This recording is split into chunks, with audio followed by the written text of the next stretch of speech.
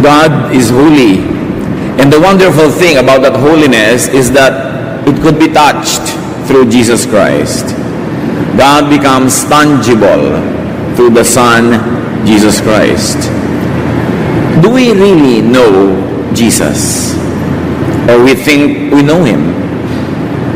Has the teachings of 2,000 years of Christianity still maintained the clarity of the message of Jesus? Or has it been dimmed, not only by the teachings after Him, but also the teachings that went before Him? Yan po ang sisikapin nating madagdagan ng ating pagkaunawa. The love of Jesus could be touched. Napakatagal na ang Diyos ay iniiwasan ng mga tao, lalo sa Israel, natatakot sila, parang dapat may distansya. But this God could be touched through Jesus the Son. Salamat Ama dahil kayo ay Diyos na malapit at hindi malayo. Turuan niyo kaming unawain ito at unawain ang ibig sabihin that Jesus is the way to you, that Jesus is the way through which we can know you more. Enlighten us, Father. Enable us to see what must be seen. Forgive our sins and speak to us powerfully in ways that can be operationalized in our daily lives. Teach us, Lord, with a simple message. In the name of Jesus, your Son, through whom we touch you, Father, we pray with thanksgiving. Amen. The life of the Jewish people were governed first and foremost by the 10 commandments for a long time. And then by 613 mitzvot or lesser laws that nevertheless were obeyed diligently by the people. These laws governed their daily living. Nearly every detail of their life was governed by these laws. And Jesus' attitude towards the law is that Jesus reaffirms the law. Malaki ang issue kung wawasakin ba niya, babaliktarin ba niya, babaliwalain ba ang mga kautusan. Pero ang sabi niya sa Matthew 5:17 to 18, don't suppose that I came to do away with the law and the prophets. I did not come to do away with them, but to give them their full meaning. Heaven and earth may disappear, but I promise you that not even a period or a comma will ever disappear from the law. Everything written in it must happen. So sinabi ng Panginoon, hindi niya binabaliwala ang kautusan, sa katunayan ay lalo niya itong idinidiin. Kaya lang, may kaya lang, bibigyan niya ang kautusan ng kanilang buong kahulugan, their full meaning. Of course, it is implied that the people of Israel have not grasped the full meaning of the law. And if it's not full, maybe it's half full, or maybe it's fully empty. But Jesus would make the people realize the full meaning of the law. That the law might be understood, interpreted, and applied in its fullness. Not in its half fullness, not in its emptiness, kundi sa kanyang fullness. But Jesus redefines, reinterprets, and reapplies all religious laws and teachings. Yes, bibigyan niya ng buong kahulugan na nangangahulugan, hindi itatrato yung law before the way it had always been treated. Merong improvement ng pag-intindi at lalo naman improvement ng pag-apply. Matthew 22:35 to 40, one of them was an expert in the Jewish law. So he tried to test Jesus by asking, Teacher, what is the most important commandment of the law? Jesus answered, love the Lord your God with all your heart and with all your soul and with all your mind. This is the first and most important commandment. The second most important commandment is like this one, and it is love others as much as you love yourself. All the law of Moses and the books of the prophets are based on these two commandments. So huwag na daw magpakalito sa 10 commandments at 613 other commandments. Kuhanin na lamang yung essence, yung espiritu, yung kaluluwa ng mga ito, at dalawa lang pala. Love God and love others as you love yourself. Indeed, if you're going to study the 10 commandments, the first parts The first few commandments were all about man's relationship with God. And then the second part is man's relationship with one another, with other people. So yung detalye nakakalito. Pero sabi niya, huwag kayong malito, ang pinakamahalagang utos ay umibig. Umibig sa Diyos at umibig sa kapwa. Bakit kaya ito idiniin? Kasi sa kasusunod ng mga Israelites sa mga utos, naging hindi na sila maibigin, nabaligtad. Naging masusungit, naging mahihigpit, naging mga self-righteous, judgmental, madali kang ma-reject, madali kang ma-echapwera, babatuhin ka hanggang mamatay. Hindi sila nangingimi na pumitil ng buhay dahil sinusunod nila yung batas. Nabaligtad.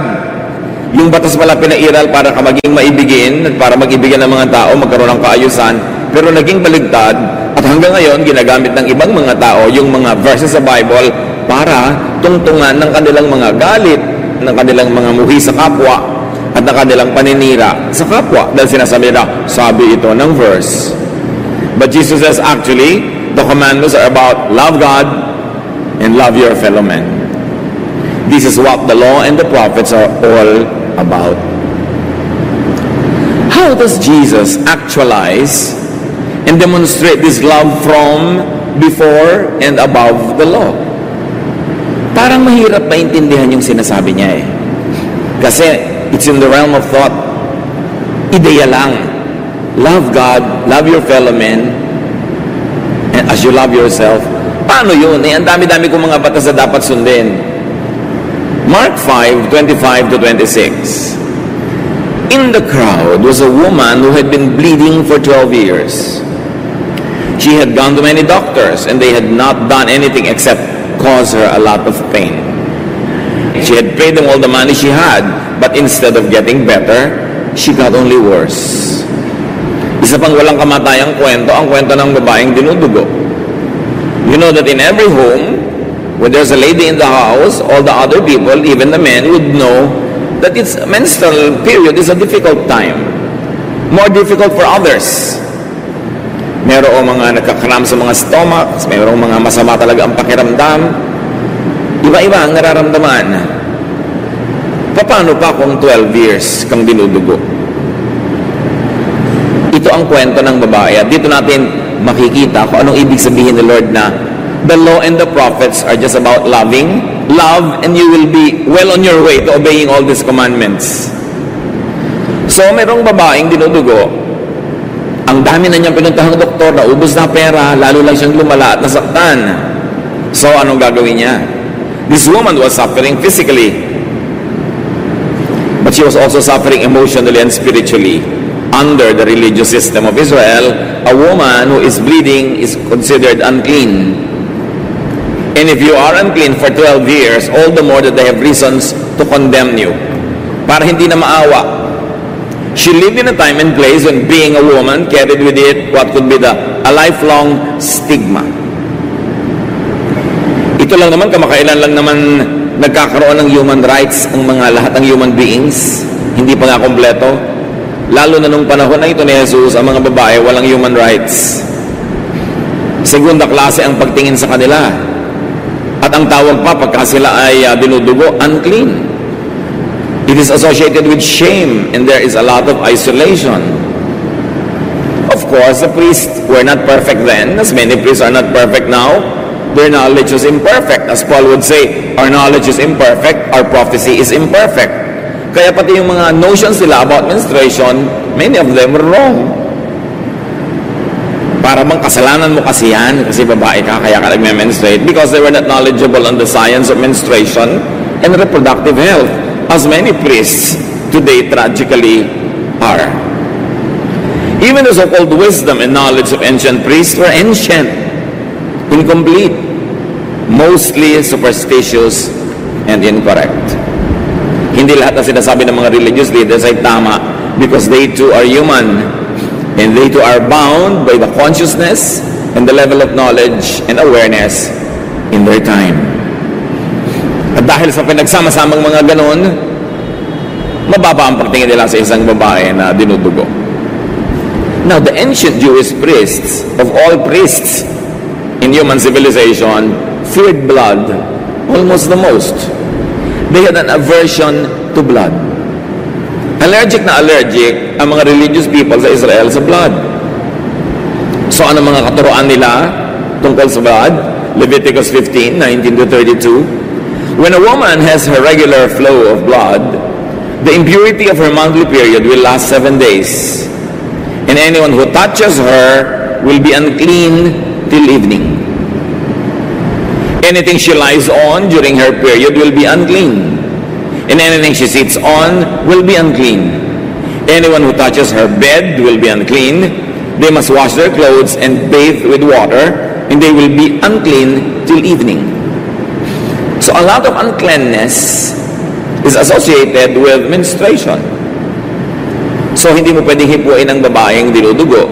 Hindi mo rin pwedeng hipuin o upuan ang inupuan niya, lalo hindi ka dapat humiga sa hinigaan niya. Kaya yung mga taong hanggang ngayon nagpipilit sundin lahat ng pinagbabawal sa Leviticus. Aba, pag sumakay ka sa bus, i-check mo muna kung yung babaeng nanggaling sa upuan na uupuan mo ay may period. Dahil unclean yun. Lahat ng silya, lahat ng lugar, sa mga clinic, sa lahat ng naghihintay ka, mga movie houses, teatro. E paano kung dinudugo yung babaeng upo doon, di unclean ka? Hindi pinipili lang yung ini-implement. Dahil ito talaga ay pinagbabawal to nung araw. So menstruation made women the target of disdain, of discomfort, and to top all that, of cruel laws. Every month, till menopause. Kita nyo kung paano na-disadvantage yung mga babae? Lalo na kung 12 years. Sasabihin pa sa ng mga relihiyoso, siguro makasalanan ka, kaya parusayin ng Diyos sa'yo. Hanggang ngayon, I receive fantastic questions like that at Facebook. May sakit po ang nanay ko dahil kaya sa mga kasalanan niya. So, ganun ng Diyos, pikon, na inis sa'yo, bibigyan ka sakit. Kung minsan yung mga kamanghamanghang kasinungalingan na ating pinaniniwalaan tungkol sa Diyos, is very bad press for God. Nagmumukha ang Diyos na malupit, magagalitin, mapaghiganti. Samantalang bunga lang naman yun ng ating maling scholarship. Katulad nito, minamasama nila na yung babae ay merong menstruation.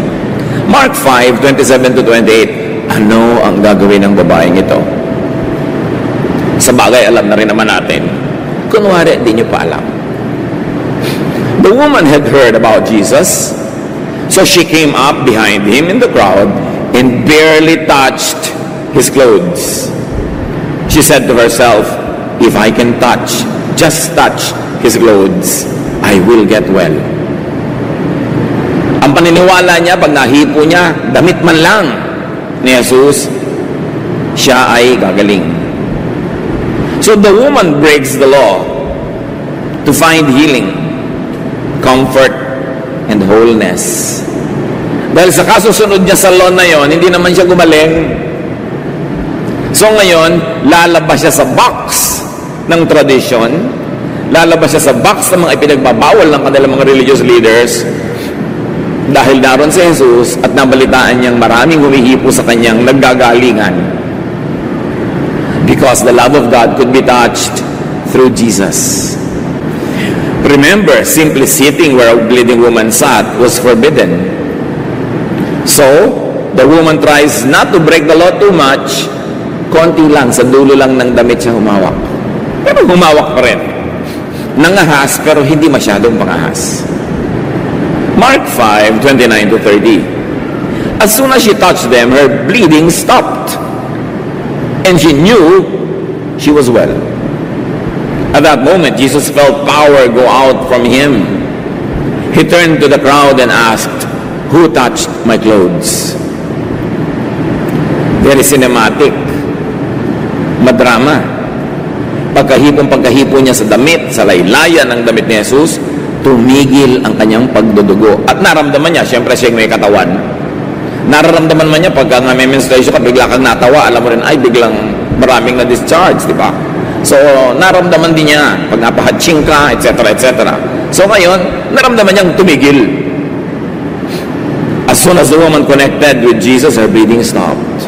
Ang daming layers ng meaning nito, from the literal to the metaphorical, kung saan kayo dadalhin ng inyong pangunawa.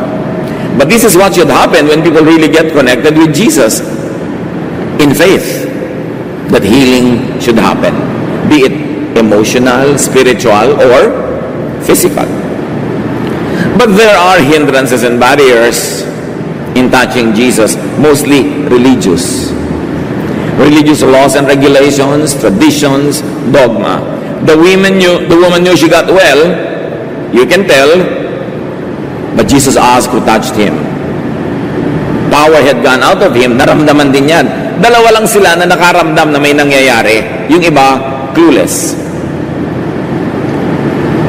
Do you get connected with Jesus as to draw power from Him to you?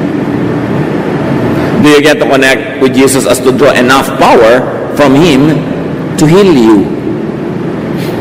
Yun ang talagang nararanasan dapat ang may pananalig at kumokonekta. May nararamdamang nagaganap. May paggaling na natutupad. Of course, Jesus knew who touched Him.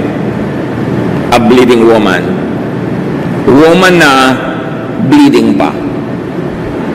Sa paningin ng panahon na yon, woman na nga yung nag-touch sa'yo, tapos bleeding woman pa, parang doble crime. Jewish women were treated as some kind of second-class persons. This violation of human rights was institutionalized and perpetuated by the priests. Bleeding women were specially maltreated, making them shameful about their monthly period.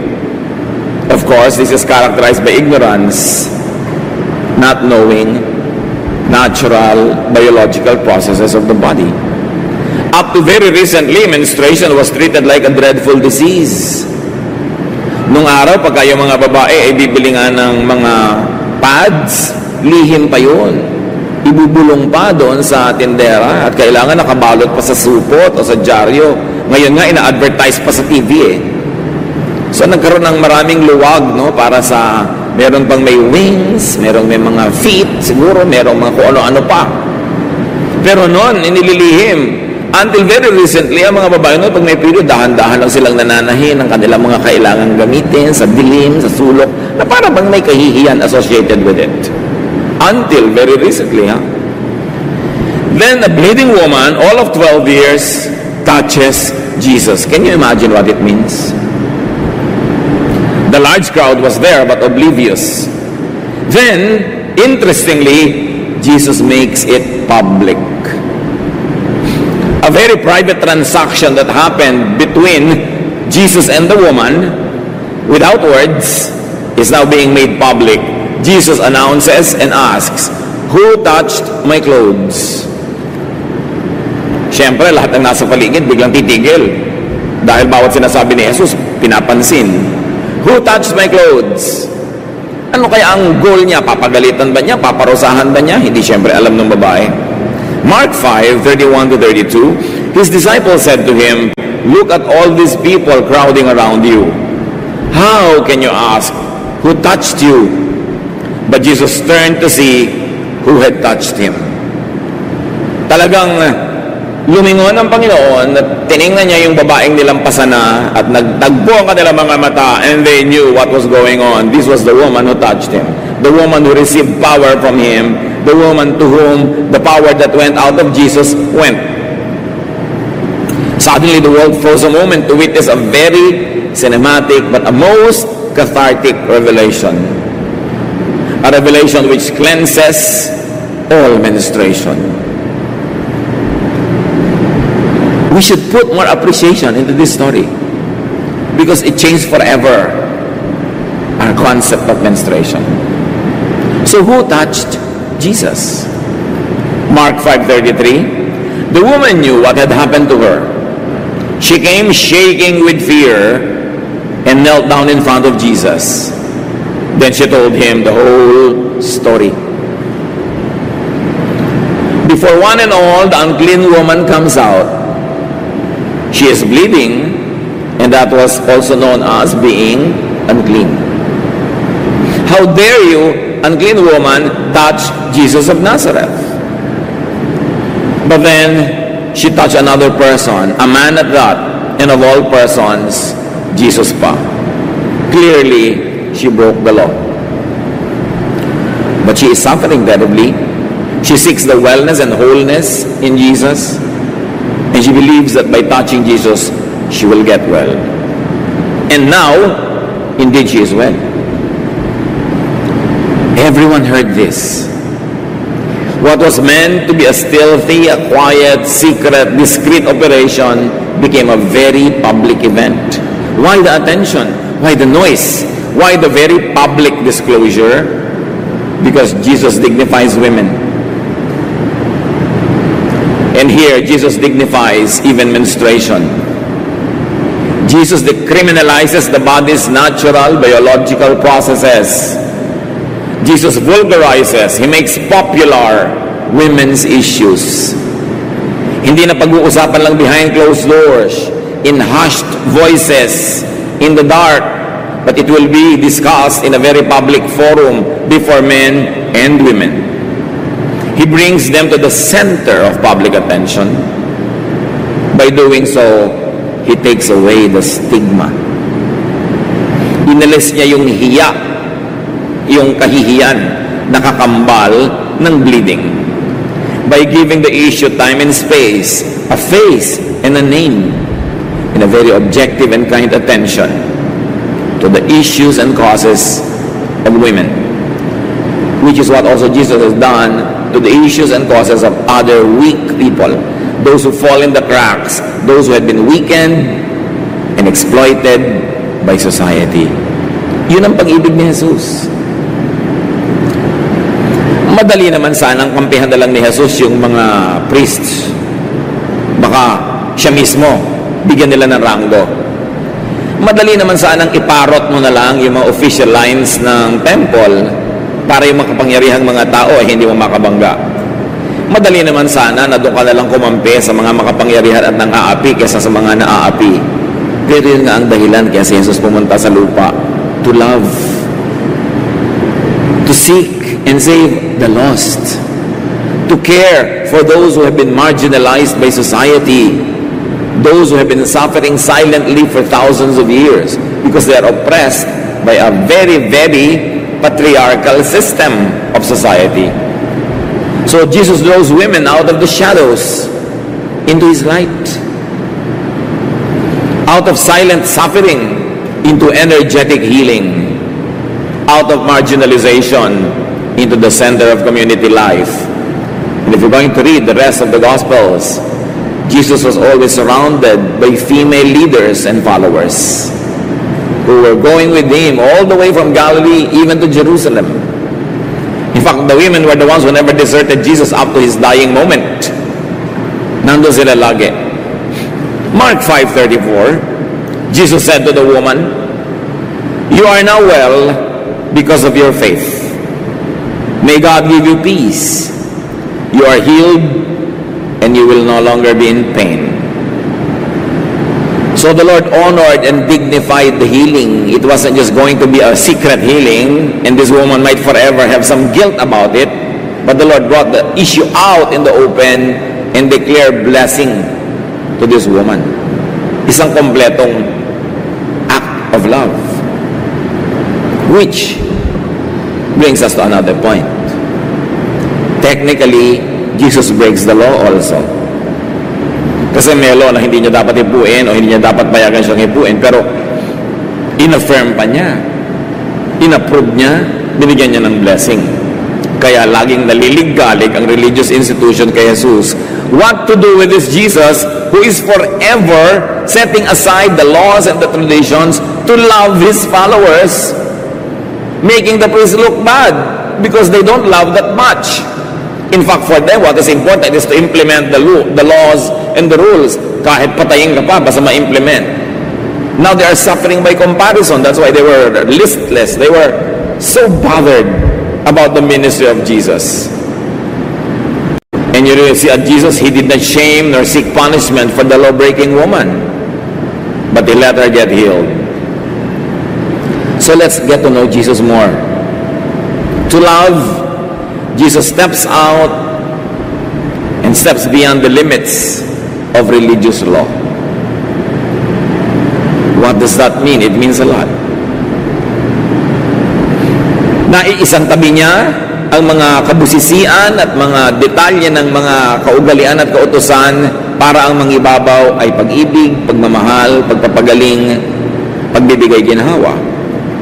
Jesus does not use or obey religious law to reject, to diminish, to hurt people because of their gender or because of their health or illness. Hindi sinabi ni Lord na, sabi ng Leviticus, hindi mo ako dapat hinipo.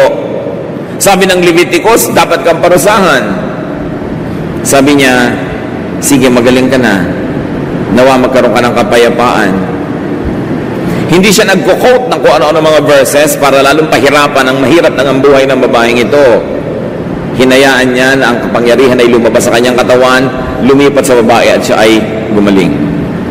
Followers of Jesus are not to reject, diminish, or hurt people because of their gender. Because they break religious laws and ceremonial law. Hindi tayo mga policemen ng langit.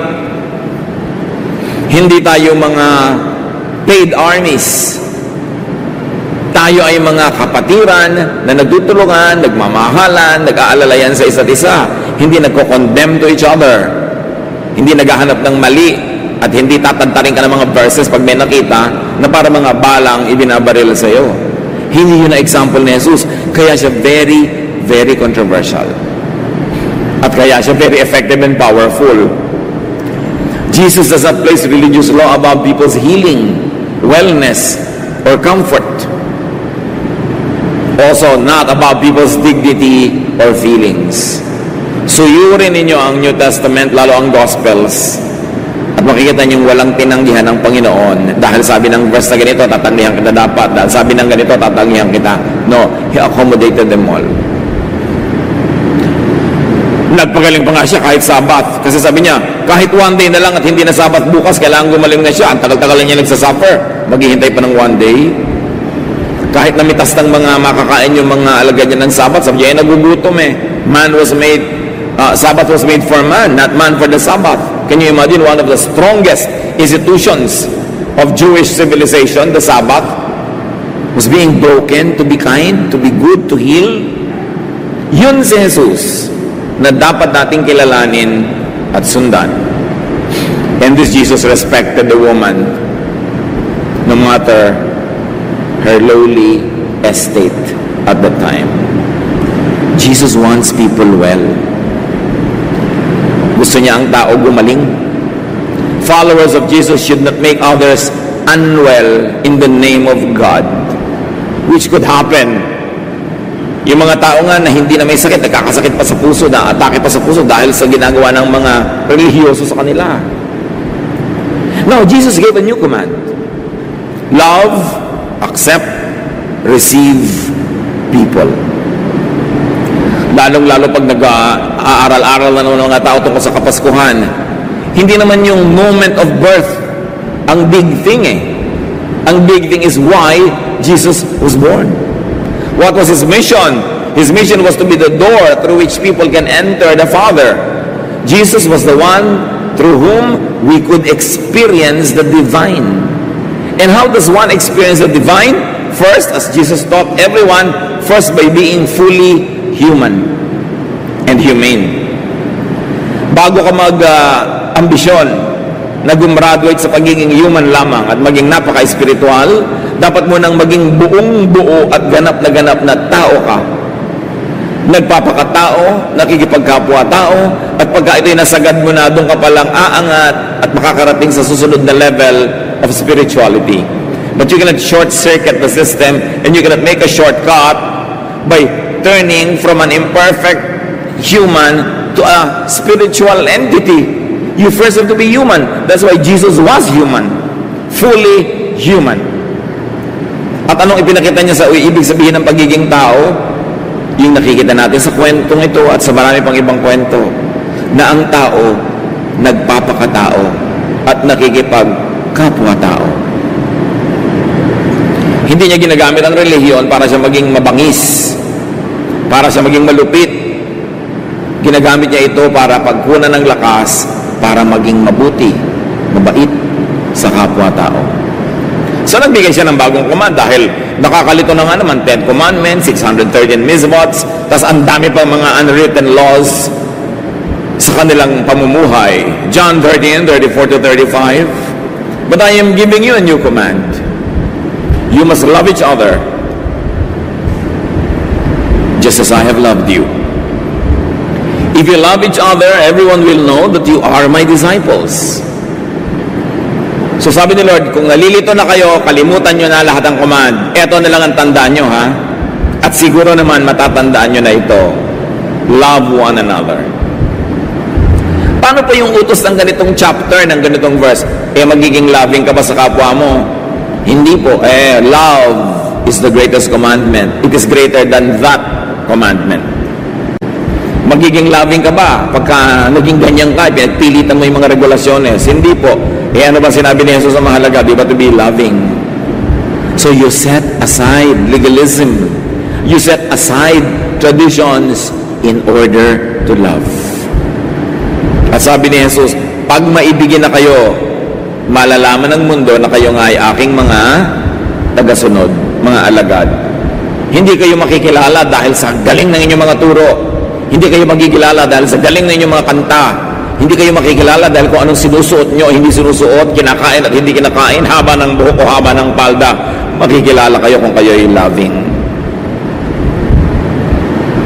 Diba sa pag-i-implement na nga niyang palda na yan, nagiging unloving na? Sabi, loving dapat. Magsasasakay ka sa mga bus, mag-aakyat manaog ka sa mga tricycle, pipilitin ka pa magpalda pag magsisimba. Di ba mas convenient naman kung nakapants ka? Para hindi ka masilipan, para hindi sumasalipad pa yung saya mong sumabit sa mga dumadaang bus. Yan lang, napakalaking issue, haba ng buhok. Saan ilalagay ang hikaw? Sa tenga? Sa ilong? Sa pusod? Issue! Yun ang 10 Commandments sa 613 mitzvot isang tabi na Sabi niya, loving na lang. Yan ang tandaan nyo, love. Tapos yun, umiimbento na naman ng sari-saring mga batas na buong bagsik na ini-implement. Kaya dapat magsuri. Balikan si Jesus dahil sa kanya matututunan ng lahat ng ito. Sabi niya, makikilala kayo kung kayo maibigin. Yun ang gusto kong pagkakilanlan ng mga tao na kayo'y aking mga alagad. And Paul, in his great wisdom, echoes this. Sabi niya sa 1 Corinthians 13, 1-13, the greatest is love. Yun ang greatest. More than sign gifts, like speaking in tongues, which was highly valued at Corinth. More than prophecy, or the gift of teaching, highly valued in other churches. More than knowledge or sacrifice. More than understanding of God, which is that was dim. Sabi niya, our knowledge is imperfect, our prophecy is imperfect. We cannot pretend to know God. God knows us, but we don't know Him. It's just like looking at a dim mirror. We cannot really know. Greater than faith, greater than hope. Sabi niya, the greatest is love. Paul, the great disciple, says that. Jesus' love is the standard. Hindi mo sinusukat si Jesus sang-ayon sa mga katuruan ng nakaraan at katuruan after Jesus. Kundi lahat ng katuruan, lahat ng kautusan, susukatin mo kay Jesus. Dadalhin mo lahat ng Old Testament teachings, ang New Testament teachings, at yung post-New Testament teachings kay Jesus. At sinasabi mo, Lord, ano po ang masasabi ng inyong love sa teaching na ito? At sasabihin sa inyo ni Lord, uulitin niya, love is the greatest. You will be known for your love. All these teachings should be summed up in just one word, love. Kailan kaya natin ito lubos na maintindihan? At kailan natin maipapamuhay yung pag-ibig na ito? Kasi madaling pakinggan, madaling sabihin, madaling memoryahin, pero sa atin bang pakikitungo sa kapwa? Sa pakikitungo sa isa't isa, nandun na talaga yung love. At kung pipili ka between being unloving, cruel, and being loving, automatic na ba na bilang Kristiyano, pinipili mo to be loving? Kasi kung hindi pa natin naiintindihan o nakikilala si Jesus. Even Peter understands and obeys this. Sabi sa kanya ng tinig sa Acts 10, 9-35, arise Peter, kill and eat. At sabi niya, Lord, I cannot eat an unclean thing. At sabi ng boses, don't call what I call clean unclean. Nagbago rin ang isip si Peter. Minahal niya si Cornelius. Pumunta siya sa bahay ng isang Gentile dahil sinabi ng tinig sa kanya, panahon na para mahalin kahit hindi Israelite. Turuan din sila. He broke the law. Peter broke the law by entering the house of Cornelius, a Gentile. But he set aside the law to obey a higher law, the law to love. May mga nagtatanong, namatay po yung lola ko, pero yung po mga pinsan ko, tsaka mga tita ko, iba pa yung religion nila eh. Ililibing, papasok po ba ako sa simbahan nila? Yan, i-apply mo na. Is it loving not to enter? Maiiwan ka sa gate na parang papasok sila sa impyerno? Akala mo ka kung sinong kaya banal-banal na maiiwan ka doon sa labas dahil magiging makasalanan kapag pumasok. Nalulungkot sila, nag-iiyak ka, tapos makikita ka pa nagaganon-ganon, lalo mong dadagdagan ang hirap nila ng loob. Doon mo i-apply si Jesus. Loving ka ba? Love. Choose to love. Meron po ako matalik na kaibigan, ikakasal. Kaya lang yung religion niya, yung dati pa. Tapos yung kasal niya sa simbahan, kinukuha niya po akong maid of honor. Para pong ayoko dahil iba eh. Kaibigan mo, kakalimutan mo yung pagkakaibigan nyo, ikakasal siya, isang mahalagang moment. Is that loving o being legalistic? Doon nyo i-apply mga kapatid sa pang-araw-araw na buhay. Ang itatanong mo, ito ba yung maibigin? What would Jesus do? Kung siya ang nasa sitwasyon, hindi ba he ate with sinners? He ate with tax collectors? He was called a glutton and a drunkard by the priests? He did that to love. Hindi para makisama, kundi para makihalubilo. Para ang pag-ibig niya maramdaman ng mga tao. Pero yung mga nababorn again naman, kaunting-kaunting alam sa Bible, biglang mahigpit pa kay Matusalem. Mahigpit pa kay Paul. Kala mo kung sino kay linis-linis na ayaw mabahiran ni isang tilamsik. Doon niya i-apply. Is it loving? So stop being just an audience and a witness. Stop being just a talking machine about Jesus. Do not just experience Jesus. Do not just feel Jesus. Do not just get touched by Jesus. Yan kasi ang mga tuwang-tuwa tayo. Alam nyo, feel na feel ko si Lord. Wow, ang ganda naman. Feel na feel ko siya sa retreat. Feel na feel ko ang touch niya doon sa message. Feel na feel ko ang love sa akin ni Jesus. Dapat naman gumraduate na tayo doon dahil talaga namang dapat nararamdaman yon. Ano nyo kung ano ang dapat nating maramdaman ngayon? Do not just experience the love of Jesus, but experience loving others like Jesus loves. Stop just experiencing the touch of Jesus. You should now touch others by the power of Jesus. In other words, get down from religious high-rises and be reachable physically, psychologically, spiritually. Yung lalaking may ketong, hinipo ni Jesus. Tayong lahat may ketong, naramdaman na natin ang hipo ni Jesus. So you say, I feel Jesus' touch.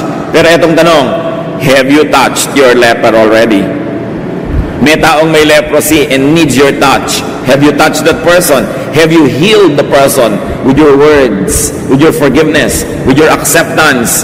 Kasi you have to touch your leper. You should not just be the leper being touched by Jesus. That's only a low level of spirituality. The higher level is, do a Jesus, touch your leper. Then you say, I don't only feel being loved by Jesus, but now I feel loving like Jesus loves. And that is your entry to the divine, to the Father. That is your entry to a higher level of spirituality. That's why they say, in Jesus they saw the Father. Dahil naramdaman nila, hindi lang sa hipo ni Jesus, kundi sa pagsunod nila kay Jesus, humipo din sila ng iba, naramdaman nila yung divine spark that is available through Jesus. Experience the Jesus experience. Experience being like Jesus. Feel what Jesus feels. Do a Jesus. And let your bleeding woman touch you.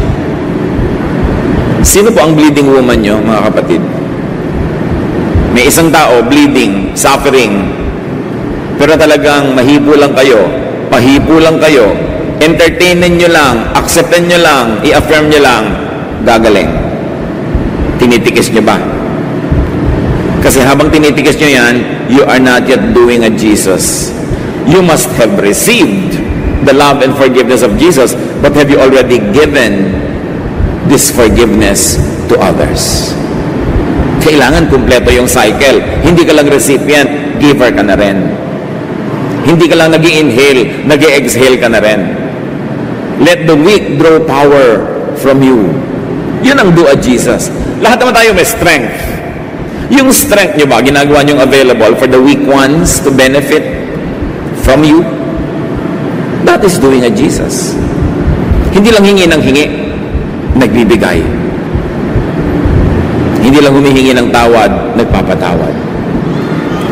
Hindi lang nire-restore ang relasyon mo sa Diyos, hinahayaan mo rin yung mga ibang makipag-restore ng relasyon sa iyo, lalo't nasira na ang relasyon nyo. Ang daming tao nanonood lang kay Jesus pero hindi ginagawa ang example na ginagawa ni Jesus, kaya hindi talaga nararamdaman how it is to be a Christian. Nanonood lang. So minister up close and personal.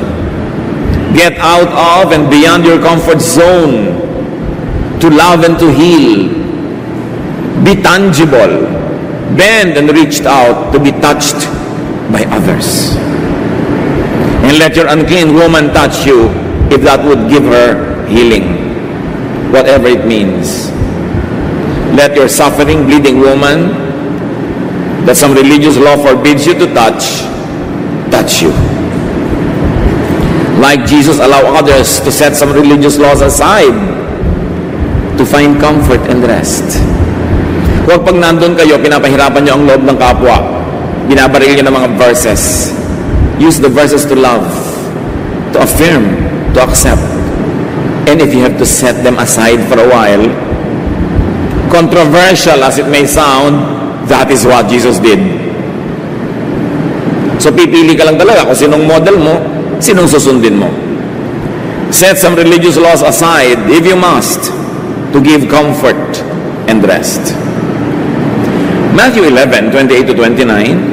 If you are tired from carrying heavy burdens, come to me and I'll give you rest. Jesus says, take the yoke I give you, put it on your shoulders and learn from me. I am gentle and humble, and you will find rest. Pahinga. Kung kayo nalulunod, nasa ilalim kayo ng tubig, nasasakal, hindi ba't ang pinakamahalaga yung makalutang kayo at makahinga? At yun ang binibigay ni Lord, makahinga. Makapagpahinga. Sa pagod na pagod, gipit na gipit, sukol na sukol, di ba kailangan natin ng way out? Yun ang ibinibigay ni Jesus at yun ang dapat ibigay natin sa ating kapwa. Hindi yung sukol na sukol, gipit na ginigipit pa natin. Pinapahirapan pa natin lalo. We must give rest. The ministry of Jesus is to find rest. You cannot experience the Jesus experience if you remain selfishly and safely well within the religious boxes of the Pharisees. You've got to get out of those religious boxes. A believer of Jesus is a follower of Jesus. Those who believe in Jesus will do what Jesus does, go where Jesus goes, and touch whoever and whatever Jesus touches. John 13:35, if you love each other, everyone will know that you are my disciples. Galatians 2:20, Christ lives in me. And now I live by faith in the Son of God, who loved me and gave His life for me. So we must allow Christ to live in us. And we live by faith. Hindi naman ibig sabihin ng live by faith, walang plano. Live by faith, ibig sabihin, I believe in what Jesus says, what He does, and I will obey it. Even sometimes my faculties say otherwise. I will live by faith. Do not just experience the love of Jesus. Experience loving like Jesus does. Doon mo mararamdaman ng Diyos. Doon mo mararamdaman yung kabanalan. Doon mo mararamdaman yung Espiritu. Pag ikaw na mismo Yung umiibig, nagpapatawad, nagbibigay, nagpapagaling. Dahil binigyan naman tayo ni Lord ng kakayahang gawin yon.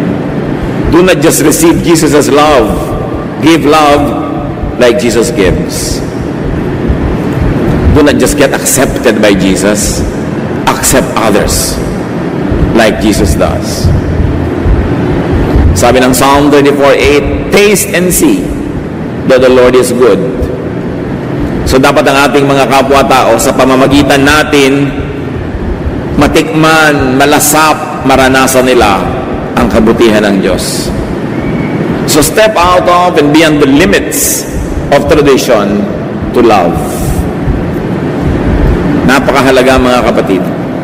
To be fully human and humane, let the full humanity of Jesus live in you. Let the full humanity of Jesus work through you. 1 John 2:6, whoever claims to live in Him must live as Jesus did. So stop just believing in Jesus. Not the method of how He was born, not the guest list, but why He had to be born. Be like Jesus. Be Christ-like. Let your bleeding woman touch you. Do not keep people at bay. Do not be distant to those who need you. Heal someone by being there. That is Jesus-ness. And finally, experience what being a follower of Jesus is all about. Being like Him. Salamat, Ama, sa mga paalala. At namamakalampas kami doon sa panonood lang kay Jesus, sa paghanga, kundi maging tulad niya kami. Let Christ live in us so we can do His work. Feel what He felt. Walk where He walked so we can fully appreciate and behold You, O God, in heaven. Pagbulay-bulayan natin mga kapatid kung anong practical na kahulugan nito sa ating buhay so that the love of Jesus could be touched through you, through your life, through your ministry. Let's bow before the Lord and ponder these things a moment.